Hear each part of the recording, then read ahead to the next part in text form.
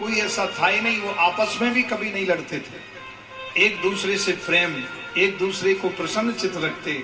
और कोई बाहर देश का कोई किसी गांव का है तो उसका बड़ा सम्मान होता, भगवान की आज्ञा थी। और भगवान के चरणों में जो जावे उसको कहीं धक्का लग सकता है? भगवान कहते सकृदेव प्रपन्नाया तवास्मीति च याचते अभयम सर्वभूतेभ्यो ददाम में तद व्रतम ममा। बोले संसार में, चाहे तीनों लोकों में, चाहे पृथ्वी लोक में, किसी भी वर्ण का, किसी भी जाति का, किसी भी अवस्था का जो मेरी शरण में आएगा मैं उसको भव सागर से पार कर दूंगा, ये मेरी प्रतिज्ञा।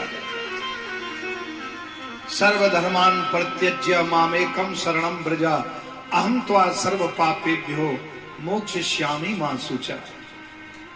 सभी कर्म धर्मों का त्याग करके जो मेरी शरण में आता है मैं उसको मोक्ष कर देता हूं, मैं अपनी शरण में ले लेता हूं। तो भगवान के दर पर कहीं धक्का लग सकता है, इसलिए ये जागरण में ये झांकी कभी नहीं होना चाहिए, इसका विरोध करना चाहिए।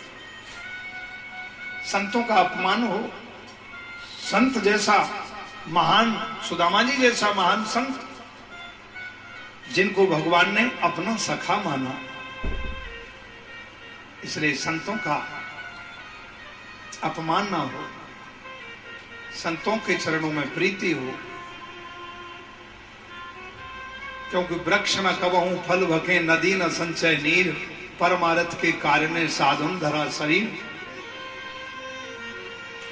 कितने वर्ष हो गए हमारे पूज्य बापूजी, आसाराम बापूजी, जिनके साथ बड़ी जो है साजिश बना करके उनके साथ अन्याय हो रहा है।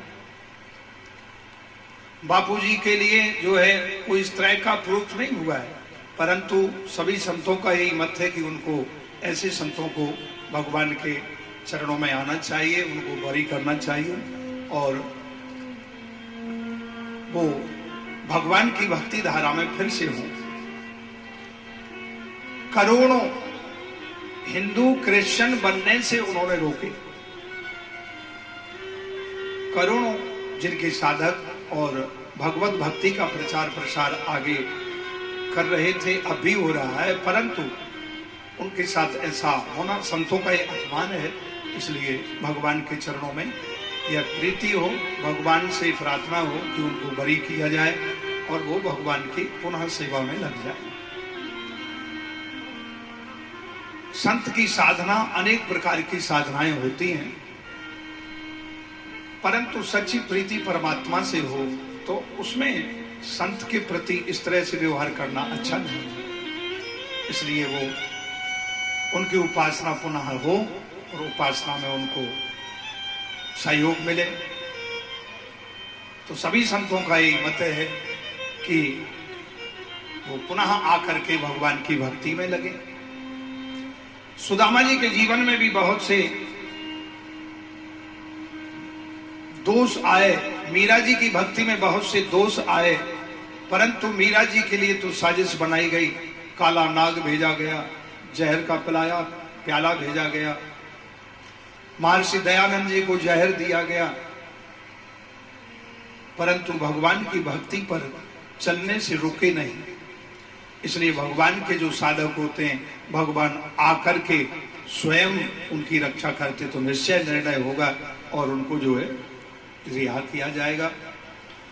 सुदामा जी को भी ऐसा ही, बीच में सुदामा जी के लिए भी अनेक प्रकार के कष्ट आए, दुख आए। रास्ते में जब द्वारकाधीश से मिलने के लिए गए तो रास्ते में बहुत से लोग मिले,